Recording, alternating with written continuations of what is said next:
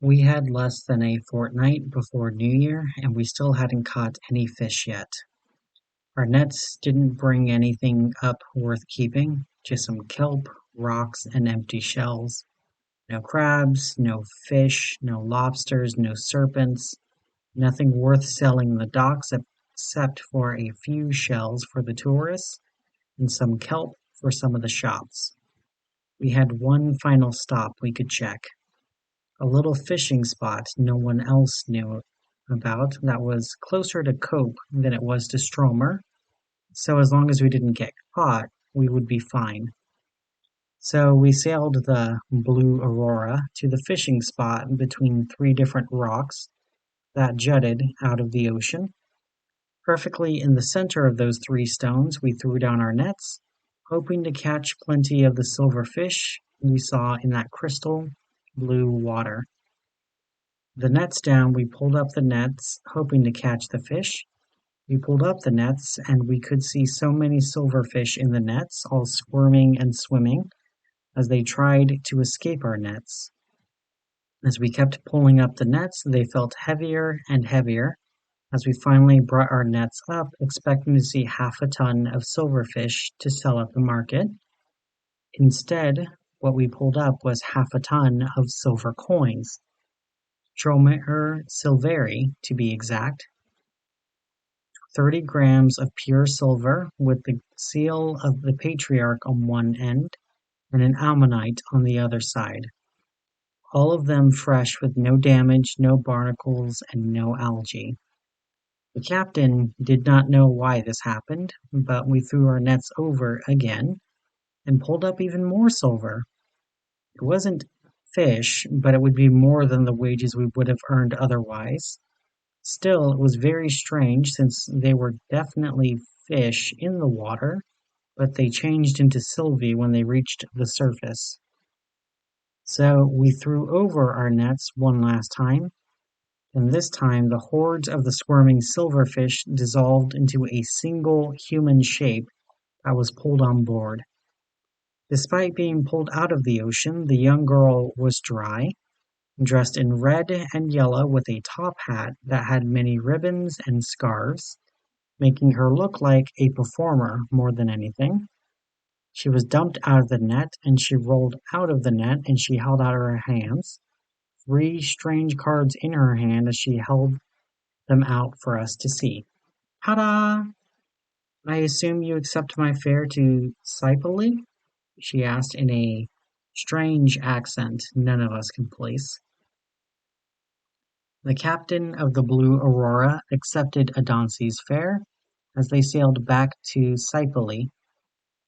Adansi enjoyed playing on the deck, as she often painted on the deck and the sides of the ship with paint and brushes that came out of her pockets, as she painted strange creatures like rabbits, which no one had ever seen on Primeval. When they arrived at the docks, Adansi skipped her way off the ship while the captain struggled to try and remove the paint from the Blue Aurora. Psipolis was a busy city. At least 10,000 people lived in the city, certainly the largest city on Stromer. The docks were busy, but they were like all docks in every city and town on Primeval. Boats came in, boats came out. People bartered, people begged, people borrowed. At the entrance of the docks there was a small shrine to the god of the ocean, and there was also a massive temple not far from it, built from sandstone with beautiful geometric shapes, built to resemble the sea during the perfect day. Crystal clear sapphire water beneath a turquoise sky with Kinich in the center of it, being built out of a golden disk. Many steps led up to the temple, with dozens of people flocking inside to leave their tribute and sacrifices for the god of the oceans. Clearly it was built recently, and it was popular and well loved by the general populace now. Though quite obviously Adansi went to visit the small shrine first. It was old, not carved from sandstone, but carved from long dead coral, A small, dirty pool full of salt water on the bottom of the pond was a few barnacle-crusted kopie, copper coins of Stromer. Above the fountain was once a painted statue made to resemble an androgynous person in a hooded shawl, not too dissimilar to what sailors wore during rainy weather. In the figure's left hand was a net, and in the right hand was a gutting knife meant for gutting fish. Whether the figure was using it to cut the net or to cut something inside of the net was not clear, not even to Adansi. The bottom of the figure's body was not legs, but the bottom half of a fish. A long fish-like tail connected to the torso. The statue faded with time and disinterest, the paint long since peeled away, the jewels that made up the eyes were removed, all of the valuable coins were taken from the fountain, and the fountain was allowed to stagnate. The shrine was abandoned with the construction of the temple, and that made Adansi sad deep in her heart.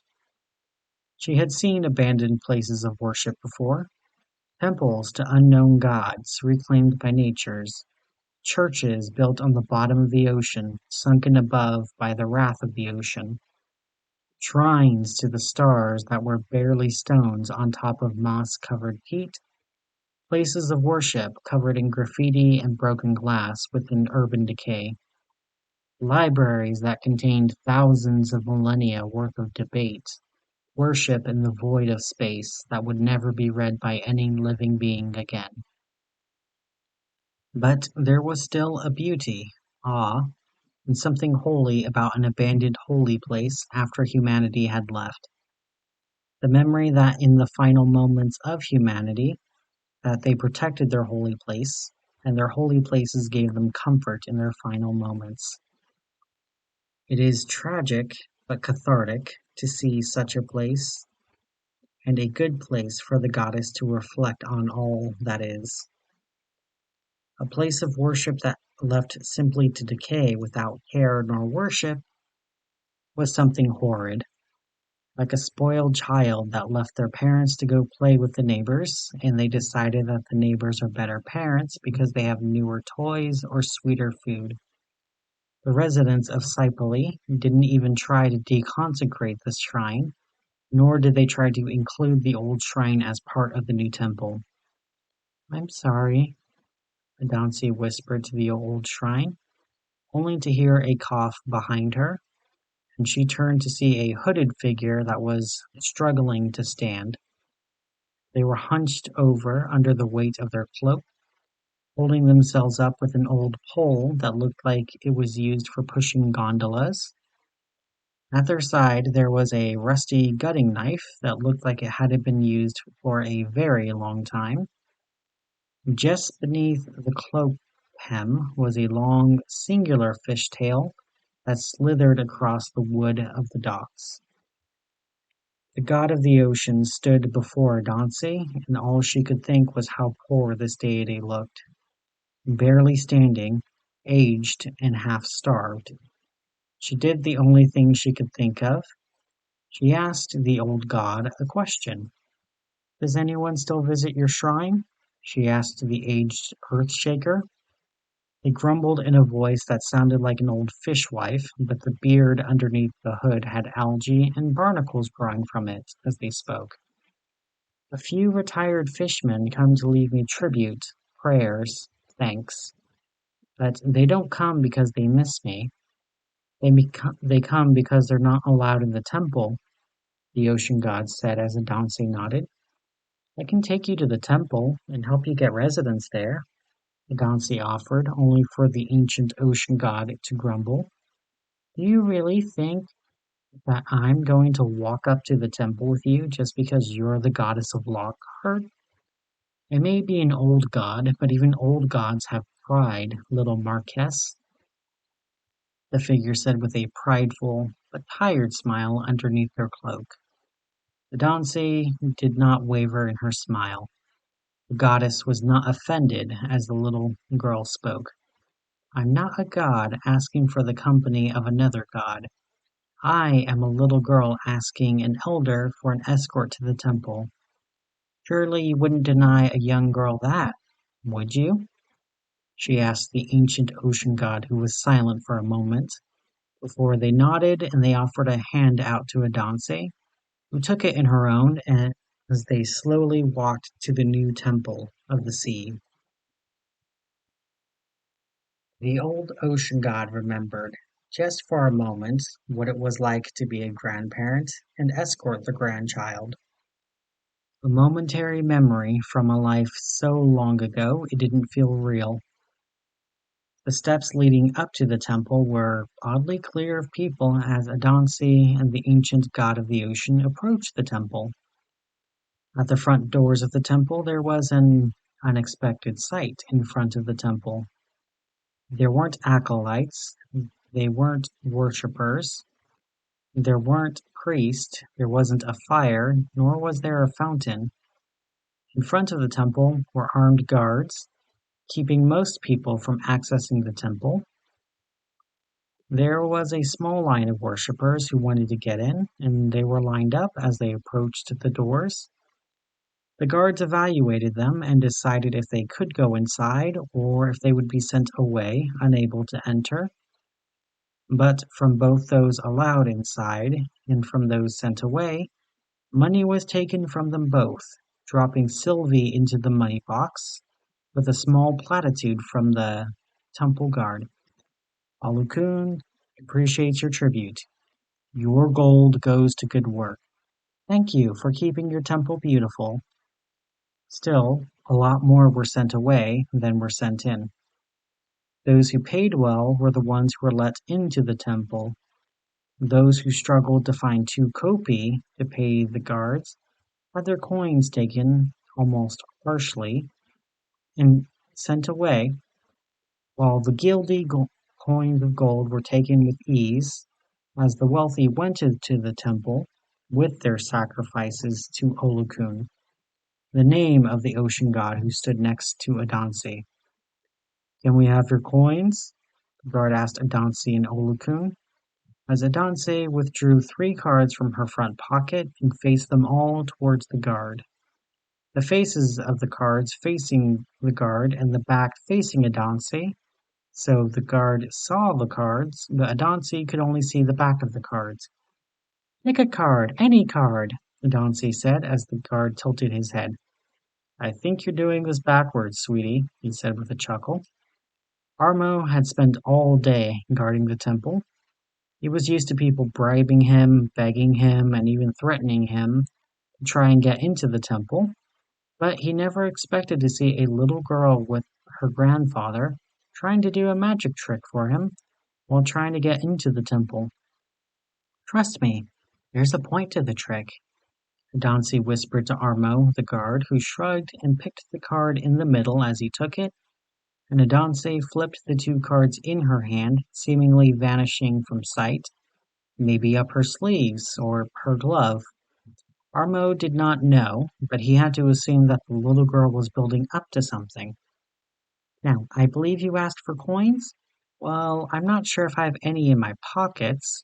I certainly don't have any in my sleeves, but I am certain I have some. It was right on the tip of my tongue, Adansi said as she opened her mouth and 2 gold guildii dropped into her hand. At this, Armo did not even blink. In Primeval, it was commonplace to hold small change in your mouth as you go place to place, especially if you have intent to spend it soon. Still, he had never seen someone be so articulate with gold in their mouth before. Thank you, he said, taking the coins as he pointed into the temple. You may go inside, but I'm afraid your grandfather needs to stay outside. We don't allow any unsightly people in our temples in Psipolis, Armo said, which brought the smile away from Adanse's eyes, but not her mouth. I prefer to stay out here with them than go inside of the temple without them. Do I need to pay more? I have gold in my veins, Adansi said as her tone shifted almost imperceptibly. It was like there was barely contained madness within her. and it could be released at any time. If Armo noticed, he did not think about it. If you have more gold, sweetie, I'm sure Olukun would appreciate it.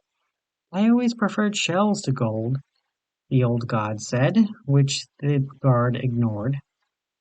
However, the head priest is quite clear that no one who is unsightly, unseemly, or smelly is allowed in the temple, and your grandfather is all of those things, the guard said as Adanse's smile vanished completely. Well, I guess I'll stay out here. I'm sure your head priest will love the gold, Adanse said, all joy gone from her words. Armo tried to cheer up her spirits. You didn't show me how your magic trick ends. Can you show me before you leave? Armo asked the little girl. The little girl did not smile. The goddess smirked. Adanse grabbed the card from the guard's hand and flipped it over in her hands before she revealed what was now on the face of the card.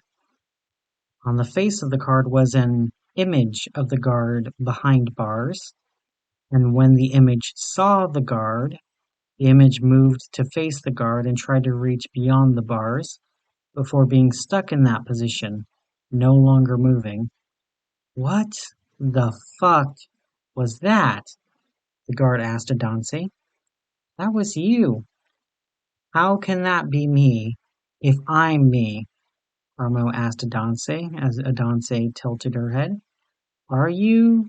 You? Who are you? I've not recognized you in a very long time. I know your son doesn't recognize you, and you don't recognize him. So to him, this, Adanse said, pointing towards the card, is more you than you are. If you want to fix that, see his heart, hold his hand, and carry his tears. Your son needs a friend. He doesn't need his father. So be that friend for him before someone else is, and you lose a son, Adanse said while Armo stood there shaking in his boots, barely able to stand, as all he can ask. Who are you? He whimpered. I'm the one who's been holding your son while he cries to sleep, Adanse said as she turned away. No one else noticed what she just said to the guard, and no one noticed the strange tale of Olukun as they left, nor did the guard notice where the odd girl with the odd hat went. He just promised to have a talk with his son when he came home. Near the old shrine, Adanse spoke to the elderly sea god. Are there other gods like you in the city? Are they also kept out? She asked Olukun, who nodded. 3 others. War, love, justice. All are kept out of their own temples. Each is managed by a child of the Patriarch. None of us are allowed inside. War wanders through the alleys with his Suchomimus, begging with the other veterans and starving with them as well. There is love. Her old paintings are defaced, and she is no longer allowed in the high society districts. She is said to be distracting from politics, so she lives in the low streets, sleeping in the homes of madams and desperate to protect those she can from lust, hatred, and possession. She may be easy to see, but hard to find. And then there is Justice. Justice still tries to enter his temple, although he isn't welcome. He still tries to make his case. Why do you ask? Are you going to try the same thing with them all? There is no point, since the result will be the same, Olukun said to Adanse, when Adanse shook her head. No, it won't all end the same way. You're seeing a story's end where there isn't one. The story told here doesn't end with you, silly, arrogant boy. It begins with the Patriarch, and it ends with him as well. Adansi told the old sea god, who nodded as he looked out over the ocean, over his kingdom, over his grave. over his birthplace, over his birthright, over his burden. I hope you're right. Are you going to be all right when I leave you? Adansi asked Alakun, who shrugged. I have old sailors who visit me at night, although tonight I have a feeling I will be paying for our drinks tonight, he said as he produced 2 gold in coins from beneath his cloak. The same coins Adansi had earlier given to the guard.